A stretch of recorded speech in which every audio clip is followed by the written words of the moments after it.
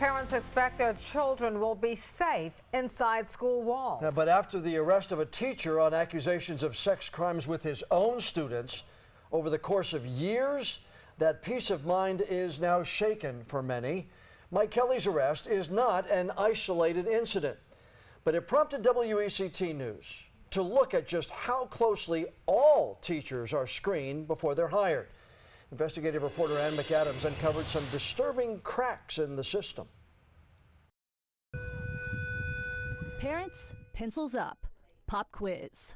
North Carolina teachers must go through an exhaustive background search before being allowed in the classroom, right?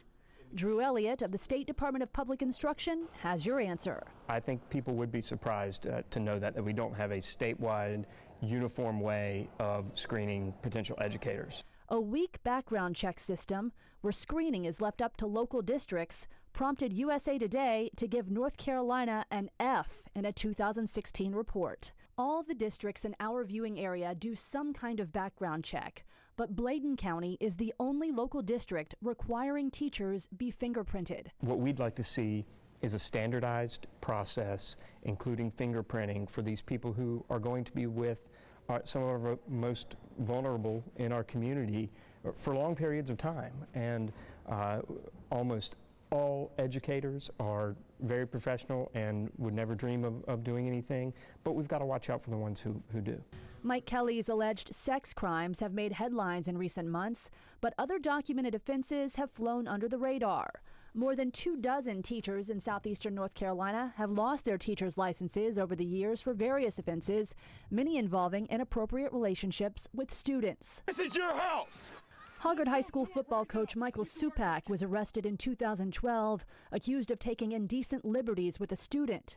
Mark Reel, the band director for North Brunswick High School, pled guilty to sending sexually explicit text messages to a student in 2011.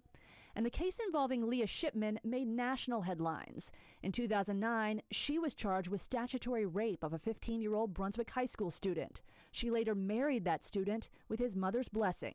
As far as we know, none of these teachers had a criminal history before these incidents, so tougher background checks would not have necessarily mattered in their cases.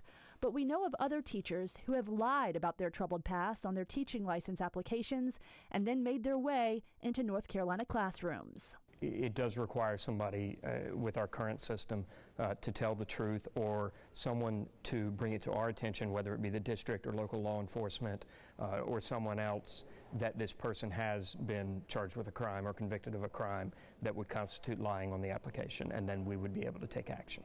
The Department of Public Instruction has been trying to beef up the teacher screening process with the help of some local lawmakers, including Senator Michael Lee and Representatives Holly Grange and Frank Eiler. But so far, bills they have sponsored to improve background checks and protect students in schools have failed to get the votes to become law. Ann McAdams, WECT News.